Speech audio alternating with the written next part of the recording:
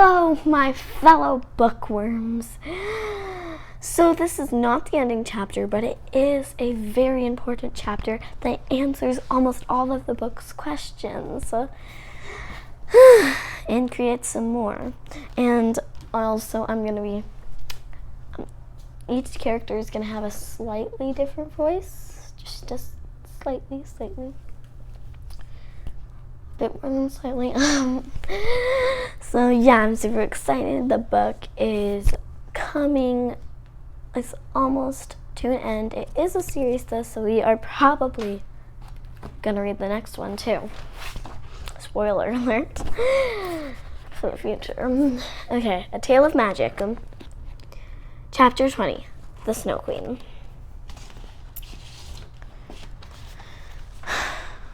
Bristol climbed through the northern mountains as quickly and quietly as possible. She was so cold, she was convinced she'd never feel warm again, and she became so tired she worried she'd collapse in the snow and never make it to Tinsel Palace. Bristol was afraid the Snow Queen would notice her sneaking through the mountains if she used any magic, so she refrained from casting any spells to assist her, and made the journey entirely on foot. The majority of the mountain range was so steep, Bristol needed both hands to scale it, and she had to carry her wand in her mouth for most of the trip. She was making great progress until she came to a slope that was so slippery it was nearly impossible to get over. It didn't matter what she grabbed or where she placed her feet. Bristol kept sliding down the slope and having to start climbing all over again. After her fifth attempt, Bristol began to lose hope, but fortunately something caught her eye that restored her faith. Peeking out from the thick snow behind her was just a yellow daffodil. It was an exceptionally pretty flower. Its color had faded and its petals were withered in the cold wind. But by some miracle, the daffodil had survived the freezing weather. Although the flower was very small, it delivered the exact message Bristol needed. If the daffodil was strong enough to withstand the Snow Queen's storm, then so was she. Bristol got to her feet, climbed the slope for the sixth time, and used all her strength to pull herself over its slippery summit. Soon, Bristol was so high in the mountains that the air became thin and it was difficult to breathe. The battle between the Northern Kingdom's army and the Snow Queen was so far behind her. It was nothing but a distant murmur. Bristol knew she was getting close to Tinsel Palace because the towers stretched higher into the sky with every step she took. After an exhausting excursion, Bristol climbed over the tallest mountain peak and finally arrived in the Northern Kingdom's capital. Tinsel Heights was a large city in the center of the northern mountains.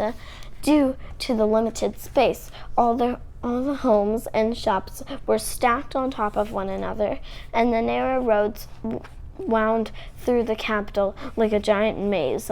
Tinsel Palace was in the very center of the town, and it soared to heights that surpassed the mountain range surrounding it. The palace was so tall and lean, and its towers so piercing that the entire structure looked like a group of sharpened pencils. Bristol couldn't tell what color or materials the place was constructed from because the entire city was covered in a sheet of ice. She walked slowly and carefully as she traveled through the capital so she wouldn't slip on the frosty roads. Not only was the city physically frozen, but Tinsel Heights was also eerily frozen in time. The streets were littered with townspeople who had been frozen while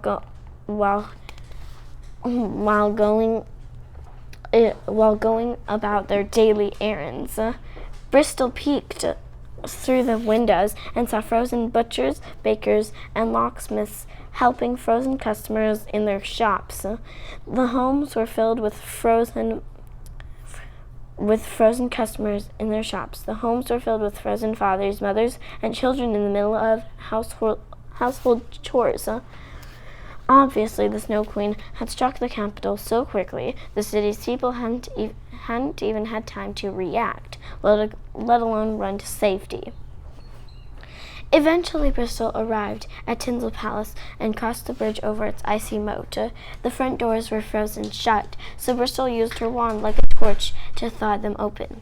As she stepped inside, her first sight of the palace made her gasp, not only because of the damage the Snow Queen had caused, but because of how beautiful the palace was. Icicles hung from all the ceilings and archways like pointed chandeliers.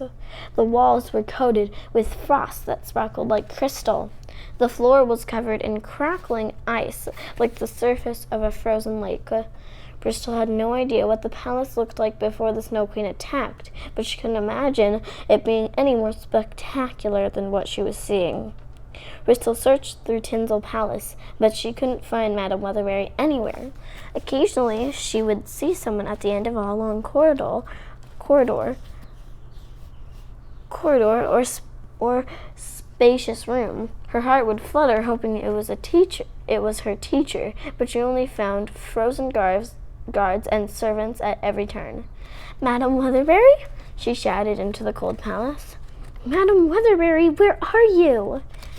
Bristol entered the palace dining hall and was startled by a gruesome sight. She found the Northern Kingdom's royal family frozen around the long dining table. King Nodelton, the Queen, and two teenage princes, and the 4 young princesses who had been enjoying a lavish meal when the Snow Queen struck. Although their skin was pale and there was no color in their eyes, the royal family seemed very much alive. The princes had died in the middle of a food fight.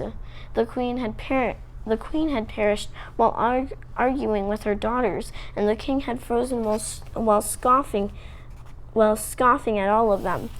Bristol half expected the family to move at any moment and continue their activities, but the royals never awoke from their icy demise. Strangely, all the food and plates had been recently swiped off the table to make space for a collection of maps. Bristol inspected the collection and discovered a map of magic, a map that showed the whereabouts of the Northern Kingdom's army, and a map that showed the weather in the kingdoms. She took a closer look at the map of weather and covered her mouth in horror. The powerful blizzard the classmates encountered in the in-between had spread across the whole world. Suddenly, the palace's front doors creaked open, and the sound echoed through the royal residence. The temperature instantly dropped another 10 degrees. Someone with heavy footsteps and a rattling breath stormed inside the palace, and Bristol knew there was only one person it could be. The footsteps came closer and closer to the dining hall, and Bristol started to panic. She had thought she would have more time to find Madame Weatherberry before the Snow Queen returned. Bristol didn't know what else to do, so she hid in the cupboard at the bottom of the giant china cabinet. The Snow Queen burst into the dining hall in a furious rage. The witch knocked over every vase and candelabra in the room and then crept toward the table. She gazed down at her map of the Northern Kingdom's army and saw General White and his soldiers evacuating the people from Appleton Village. The Snow Queen roared angrily and pounded the table with a clenched fist. She then turned to the map of weather, and as she watched the blizzard consume the world, her fury turned into delight. She let out a low, raspy cackle and exposed her rotting, jagged teeth. The Snow Queen's back was turned toward the china cabinet while she viewed the maps, and as Bristol peeked out from the cupboard, it slowly dawned on her what profound opportunity was before her. This could be the most vulnerable position the Snow Queen had ever been in. Right here and right now, with a quick flick of her wrist, Bristol could end the witch's reign of terror forever. She leaned out of the cupboard and pointed her wand directly at the Snow Queen's back. However, Bristol imagined how she was going to kill the Snow Queen. Her train of thought shifted to the moments after she killed the Snow Queen. Thousands of lives would be saved. But could Bristol live with herself in the aftermath? How would it feel to slay an unsuspecting woman? Would taking another life change who she was? Would she carry any guilt or regret after it was over? She was paralyzed by her troubled conscience, and eventually Bristol knew she couldn't go through with it. Well, the Snow Queen growled, do it! Well, the Snow Queen growled, do it! Bristol jumped at the sound of her raspy voice. She was so confused about who the Snow Queen was talking to. Bristol had been so quiet. There's no way the witch could have seen or heard her hiding in the cupboard. She had glanced around the dining hall to see if anyone else had entered the room. But Bristol and the Snow Queen were the only ones there. What's the matter?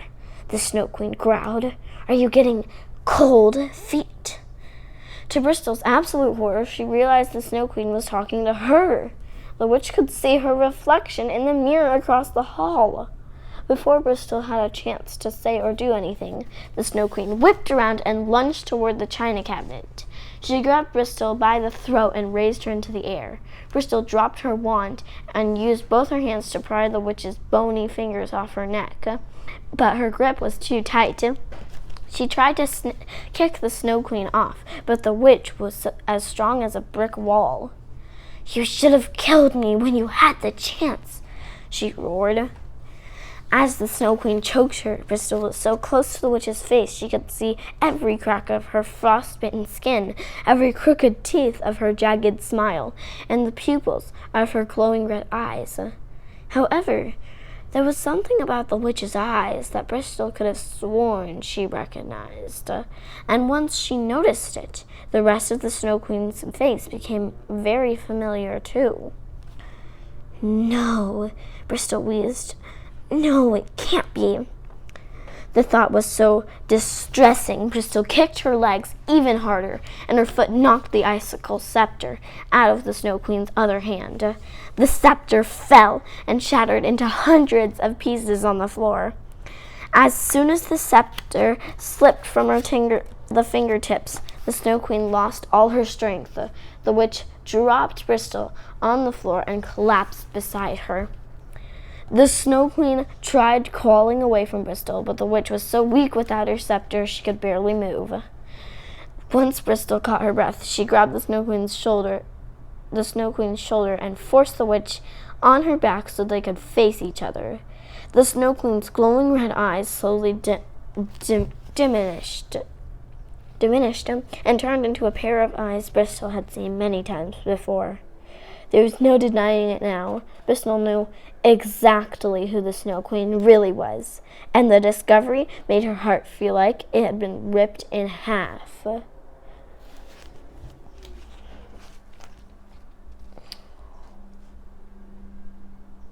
Madam Witherberry, she gasped. It's you!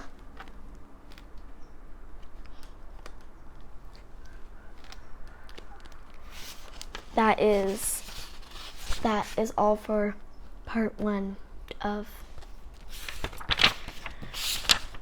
chapter 20.